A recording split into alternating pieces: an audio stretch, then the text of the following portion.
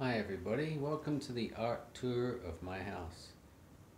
Since I've been painting, I have been hanging my own paintings in my house. Nobody really looks at them on the outside because they're always in here. It's just a hobby, but my home's beginning to look like an art gallery. So I thought I'd share some of those with you.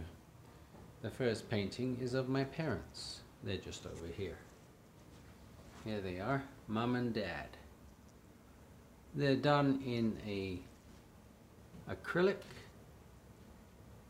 with crayon and then shellacked. That was done in 2005 before they passed away. Miss them dearly, Mum and Dad. Here is the empty chair. Is the empty chair really ever empty? We'll never know. Who's there? Because I believe in ghosts, so there might be somebody there you can't see sitting in there. Of course, I'm slightly delusional. This is me, maybe in 10 years. So you have a little bit of rheumatism in my joints already. And who knows? There I am going for a little walk in this fair weather, breezy climate, dressed in my grey coat and my black pants. And here's my version of Albert Einstein. He's sort of a bluey purple color. And E equals mc squared. Energy versus mass is creative source of energy, I guess. I don't know. Could be wrong. And this is, well, it's the toe between life and death and light and dark and everything we go through, I guess. Of course, you can define it any way you want. And this is Desconsolado. Desconsolado represents grief or heartbreak from failed marriages, and I've had at least 3, and you can probably see why because of the pictures I hang on my wall. It's enough to scare anybody away. And this one is a sort of impression of my brothers going for a ride in a little carriage with a Shetland pony in England. Yes, it's a very nice piece. I like it. That's supposed to be me on the far right and my brother with the dark hair on the left. And there's a boy accompanying us to make sure that the horse is not going to run away. This one is a more serious piece. It represents the train to the Holocaust. Being the kind of person I am, it reminds me of the Holocaust. It's sort of, I call it the night train.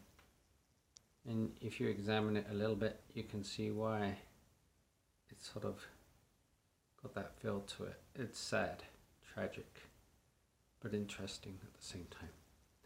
And this one's my Buddhist version, I guess. Dragons and people jumping in pots of honey, and people ascending, going higher, and the yin and yang of life, and sort of a man in the background there, maybe practicing some movement, connecting to the earth, the air, the fire and the water, and his own spirit, being one with everything. And this is my sort of gypsy Buddha version thing. I don't know how to describe it. This is the first painting I did, because I never really knew how to paint. But here you go. It's a man standing on his head and a man ascending, which is really the same man with Kundalini energy, the earth, the moon, and the sort of lotus and the candle in the background. And as we go further, this is one I did of Newfoundland. It's sort of an impression of Newfoundland. I kind of like it. A lot of people like that one for whatever reason. I don't know. So yeah, now I'll take you in here. Here's Ganesh. He always gets a lot of attention. He's kind of powerful and cartoony in this one. But he's a force to be reckoned with. An Indian force to be reckoned with. And this is a ghostly aspiration of my parents. Good people. Good people. We'll go upstairs now. This is one of my earlier pieces up here. It's a big piece. It's sort of a city, a Buddhist city on the hill, and if you look at the clouds, you can see there's some sort of form holding certain familiar objects to do with Buddhism. The clouds itself. And we go up further, and they call this one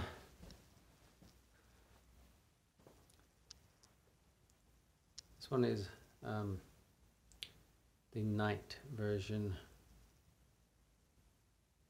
of Poppy's commemoration of those who have passed. And here we go in here. This is sort of again a Holocaustal theme. In a cafe, people hearing the news about Hitler confronting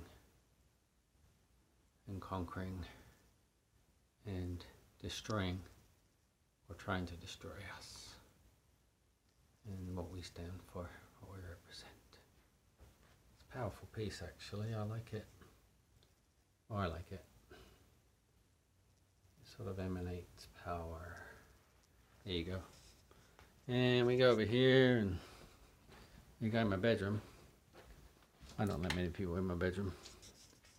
This is my elephant and clown offering. Elephant and apple. It's sort of a circus piece, but one where you don't want to see elephants in a circus, and you don't want to see clowns offering elephants apples. This one's sort of an old synagogue in Russia that got burnt down, so I kind of made it look like it's on fire, but it still ghostly exists in the other world. There are people sort of passing through it still, in all the light and glory of its building. This is my piece one. It's kind of an impression of John Lennon. You can figure out what it all means in your own sort of version. I'm not going to try to explain it. This is my daughter, or an impression of my daughter in the early days. He doesn't care for it, and I can see why. It's not my best, and like I say, I'm not a great artist, but I try. There you go. And got one more piece to show you, and it's just downstairs here. There's probably videos are probably already too long. I'm running down the stairs and I'm going in the room. Yeah. There he is. My friend, the Buddha.